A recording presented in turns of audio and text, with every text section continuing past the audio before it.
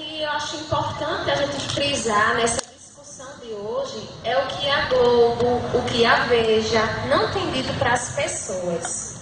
A grande desculpa que tem se utilizado para que essa PEC ela possa ser aprovada é que hoje o nosso país ele precisaria congelar esses gastos porque nós temos, não é, um gasto muito grande onde as nossas despesas são mais altas, o que é uma inverdade. Não é divulgado e a título eu não tive, como eu vim de um debate para cá, eu não trouxe em números. Mas se a gente pudesse explanar, o nosso país hoje, ele tem um superávit. Quem estuda economia sabe que é quando nós arrecadamos mais do que nós gastamos. Só que isso é o que as pessoas não sabem. O que é que eles têm se aproveitado para fazer com que a gente ache que está tudo bem e que não é problema nosso e que a gente cruze os braços? Eles têm se aproveitado do que é o que acontece na rede municipal. A rede municipal, sim, ela sofre, porque a arrecadação dela é sempre menor do que o que ela precisa gastar. No governo federal, a esfera é totalmente diferente. Nós arrecadamos muito mais do que o que a gente precisa gastar. E isso os números não têm demonstrado. Ou seja, nós estamos fazendo uma proposta de emenda constitucional sem que haja uma verdadeira necessidade. E aí a gente vai congelar gastos na educação, assim como também na saúde, que muitas vezes nem tem sido palpáveis para a gente, porque a gente não sente um serviço, não é, de, às vezes, saúde eficaz e de educação, e a gente sente isso na pele. E aí, por a gente, como cidadão, não conhecer dos números, então eles têm divulgado que existe essa necessidade. O que eles também têm dito é o discurso de que, se não fizermos isso hoje, os funcionários públicos, eles não vão ter os seus salários. O que é outra mentira, o que é uma inverdade. Por quê? Cada país, se a gente for analisar os dados estatísticos, ele deve ter, não é, em média, e que mantém uma economia equilibrada, 21% da população como funcionário público. Hoje, no nosso país, nós temos apenas 12%. Ou seja, nós estamos muito abaixo da média. Nós poderíamos ter muito mais funcionários públicos federais e isso não iria abalar a nossa economia. Mas isso é o que a gente não vê nos jornais.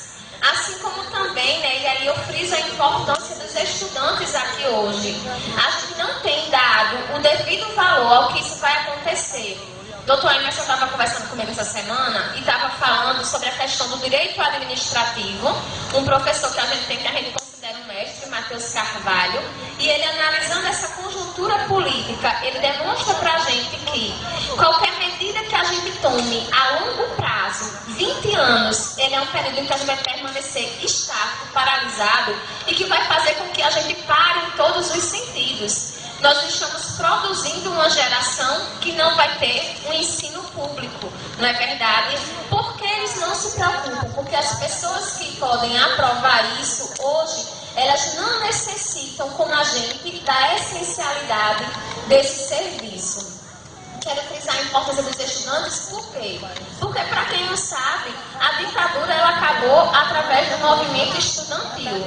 E nós temos essa força, minha gente, de acabar. Está todo mundo deixando a PEC ir tudo, e quando a gente vê ela está aprovada, e depois a gente só vai sentir os efeitos dela daqui a quantos anos a gente começa a sentir.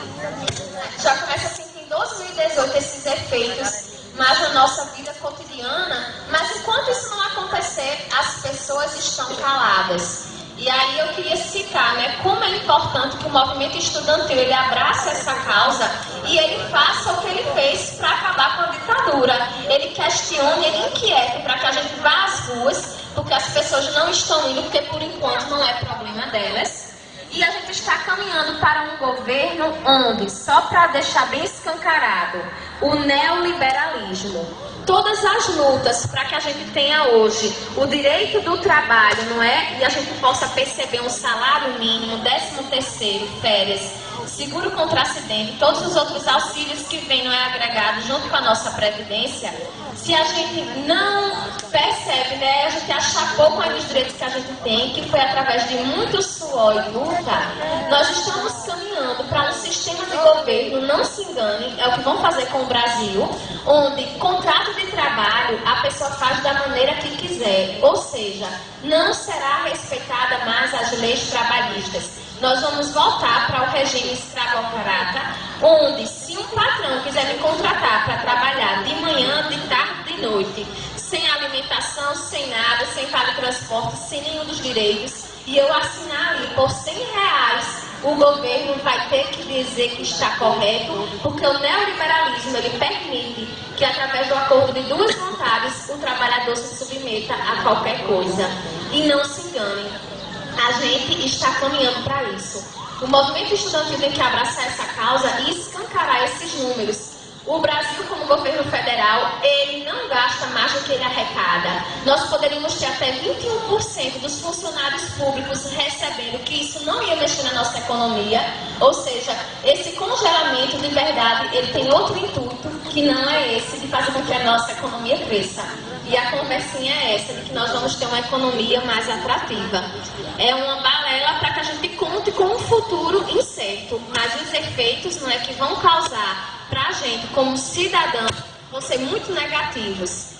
E aí eu quero terminar dizendo para vocês uma frase que eu vi de um filósofo que me foge o nome agora, que ele dizia assim, que a gente ia acabar sendo governado pelos idiotas, não pela capacidade deles, mas pela quantidade, porque os idiotas são muitos. É isso que estão fazendo com a gente. A gente vai ser governado pelos idiotas, porque são muitos, não tem capacidade, mas a gente está deixando. O que me incomoda, minha gente, não é a zoada, o barulho que os maus têm feito, mas é o silêncio dos bons. É isso que faz com que a gente seja governado por essas pessoas, tá certo?